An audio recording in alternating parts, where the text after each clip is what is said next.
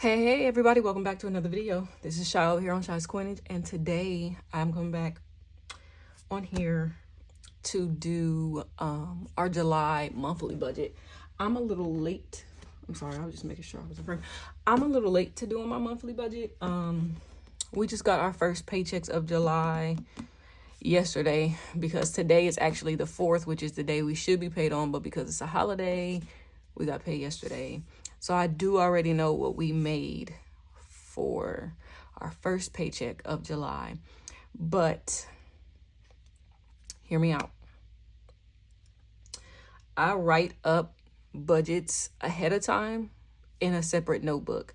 So what I'm going to do is write my monthly budget out the way that I planned it before. And then at the end of the month, I'll come back in and do real numbers because I still don't know the real numbers for the paychecks to come, just for that first one. So that's what we're going to do. Ooh, is that where we're at? Let me make sure I'm in the... Are we that far down the line? We are. I have not set up the calendar. I'm not going to do that on here because it would just make the video long and I don't wanna, so I'm not gonna. So we're just gonna hop right over here and I'm gonna use my blue one because I have a rubber band on the blue one to keep it from clicking because I know everybody can't stand it when it clicks. So we're gonna just write July here. And as a preface, I downloaded the YNAB app. I've been watching a lot of YouTube videos lately of people budgeting with YNAB, and I kind of like the look of it and the flow of it and how it does the same thing essentially as you do here. It doesn't make you, because nothing can really make you, but the idea of it is to give every dollar a job, every dollar a name, to put that money somewhere, even if you're putting it into a bill that's for next month. It's designed to make you put all of your money away somewhere. And so I like it. I just did the free trial just so I could check it out and kind of play around with it and see how I liked it. And I enjoyed it. And I enjoy the fact that I can add as many categories as I want. Like, I mean, I can do the same here, but just to talk about what I like that I can add as many categories into it as I desire. And then I can save for them. And then if it's just a one-off thing, once I'm done, that category can just go away and things like that. So I like the idea of it. But it is a budgeting app that you have to subscribe to, from what I understand. Like the free trial is up. There is no free version that just gives you less options. Like, you have to pay for YNAB. And I think in the position that I am in right now, when it comes to debt and things, as much as I like it, I'm not sure that I want to add another thing to pay for right now. So I tried it out. I'm still trying it. I'm still within the free trial. I like it. So I've only been using it for like the last couple of days. I did it right before we got paid. I downloaded it and I started playing around with it. So it's a 34-day trial. So I have time to figure out if I actually want to add that into my budget to pay for or not. Sorry. So I am going back and forth about it. I am not sure. And then I'm also trying to figure out how I can mesh the two together, because I still like the paper budget. I like for what I write down to match what's electronic, if that makes sense. So I do feel like I would still run both concurrently. But I don't know, y'all. We're going to see where it goes. I just kind of have to figure out how I mesh the two together when it comes to me writing out like categories and where things are placed and things like that. So anyway, let's hop right on in here. So what I'm trying to decide how I'm going to budget this out.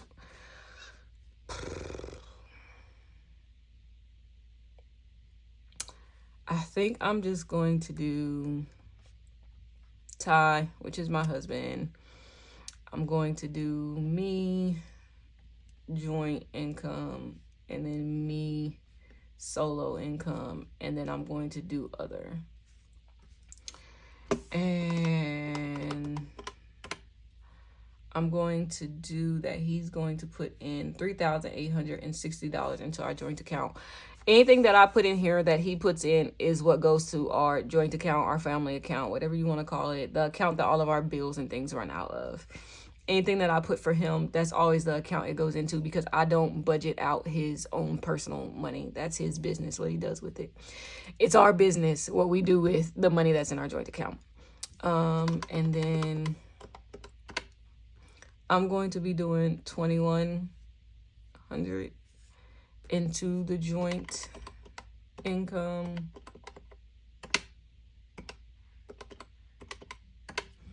And that'll leave me with $500 for my solo income. I won't ever budget anything for other. 3860 plus 2,100 plus 500 will put us at 6460. Is that my puppy making that noise, or am I losing my mind? Okay, so what I'm gonna do real quick, guys, is I'm gonna go in here and I'm gonna fill in the categories, and I'll be right back. Okay, guys, I'm back. That took me a little longer than it needed to because I was trying to figure out how to write everything up. And because, as you see, I started out in blue and I had to switch over to the black one because the blue one started giving out on me. So we are going to just hop in here and start filling things out. I normally do $543 a week into the mortgage, which would put us at $2,170. Ted's, that is our trash service, it is $25. Capital One car is my husband's vehicle, we pay $332. Google is our Wi-Fi service, that's $86. CarMax is my car, it's $720. I know, and I don't want to talk about it. State Farm is our auto insurance, it's $308. Evergy is our electric for the home. I always do $125. I am on budget billing, and my budget billing when I first set it up was at $125, but lately it's been coming in at about like $114 and some change. But I always just do $125 because I never know. So every month I do the $125. And initially I was doing $125 for Spire as well. Spire is our gas for the home. But it is now summertime, so we're not using heat like we were before. So I'm just gonna do 60. And then water. This is our water for the home. Actually this month, I normally budget 70, but I think I already looked it up for this month and it is $78. So we're gonna do 78. And then our sewer, we do pay for water and sewer in the city that I live in. I normally budget 100. It doesn't always fall that way. Sometimes my sewer comes in at about 80 and then my water will come in a little higher. And so between these two, they'll balance each other out. So the sewer might not even end up being 100. It might end up being like 80, and then that'll, you see what I'm saying. Anyway, subscriptions for the month. Well, I'm gonna skip subscriptions for a second. Cheer is $75 and Swim is $80, but they charge us like a $3 fee for whatever, so it's $83. And normally every month I'll budget $80 knowing that they charge me this $3 fee, and so then our buffer ends up eating that $3, and so I was like, let me be realistic here. Now subscriptions, I'm gonna go in and total these out because there are two. I'm sorry, my voice started going out. There are two that fell on the 3rd, and this budget is from the 4th through the 31st, so I know we don't have to cover those two. So I'm gonna add these up real quick. Hold on.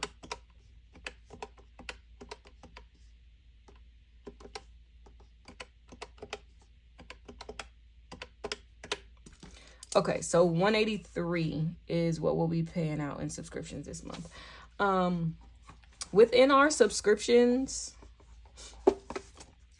our alarm system for the home is, I put that in as a subscription. I said that to say I have been considering canceling out our alarm system. I was talking to my husband about it. He was a little iffy about it because he was like, he feels like as soon as we cancel it, we'll need it. And so because that is $73 a month, and I don't want to cancel it forever, just momentarily while we try to pay some of this heavy debt we have. Because although I put our car payments up here, our car payments are debt as well, and I would like to start making heavier dents into these things.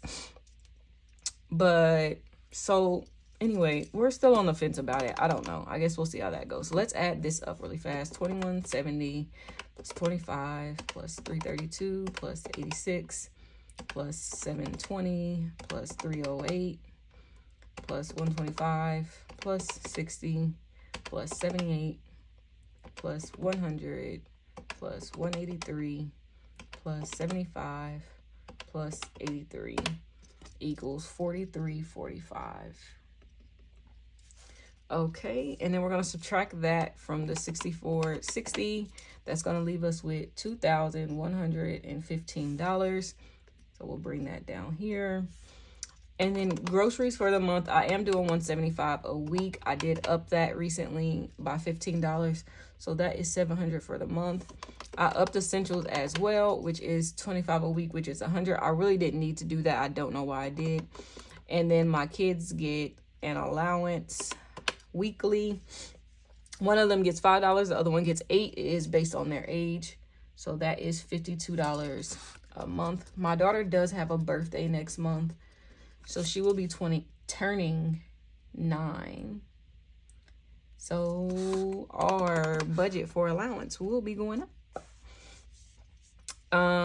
Fuel. This is me specific. I normally do 80 a check. I get paid twice a month. So that is 160. I get paid every 2 weeks. So there are some months I get paid 3 times, but standard is twice a month. And then my spending, I do 40 a check, so that's $80 a month. And this is new. I wasn't doing this before, but I found myself to spend money anyway, so I said I needed to be realistic and I needed to add that in there. So we're gonna go 700 plus 100 plus 52 plus 160 plus 80 equals 1092. I'm going to subtract that from 2,115. That leaves 1023. And then we go from fixed expenses to variable expenses to debt, and then we'll go up to savings. So we're going to bring this 1023 over to debt. LVNV.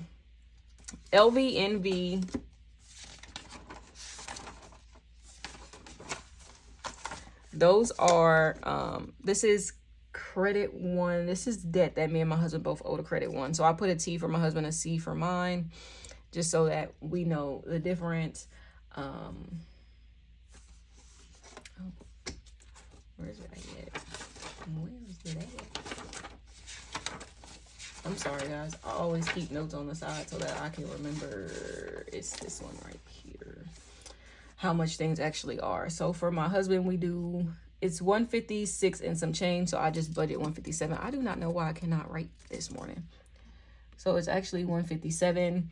And then mine is a flat 123 a month.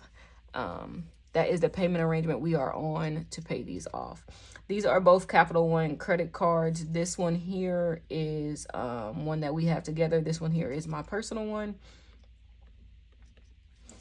They both get $25 a month. And then Affirm. This is the last Affirm. The other two we have paid off. This is the last one. And it is $26.39 a month. So I'll just do $27. And there are currently other debts that we have. I have not uploaded my debt confession, but it should come out before this one does.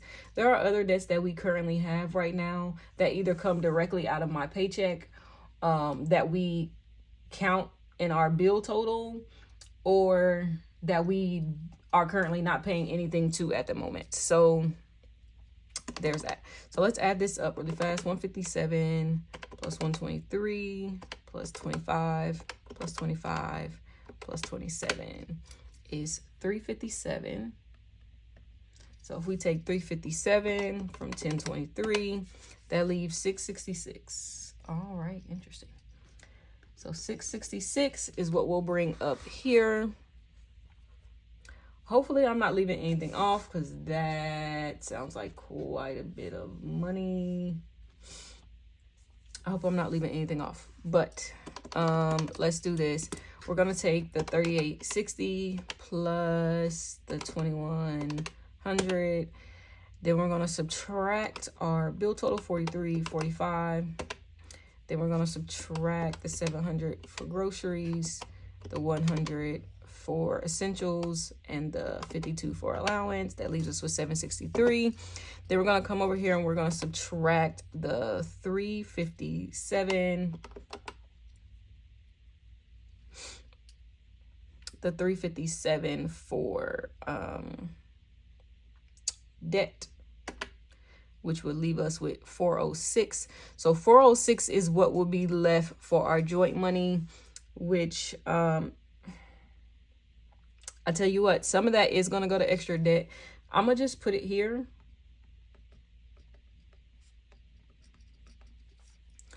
$406, and let's see what it is if I divide it by 3.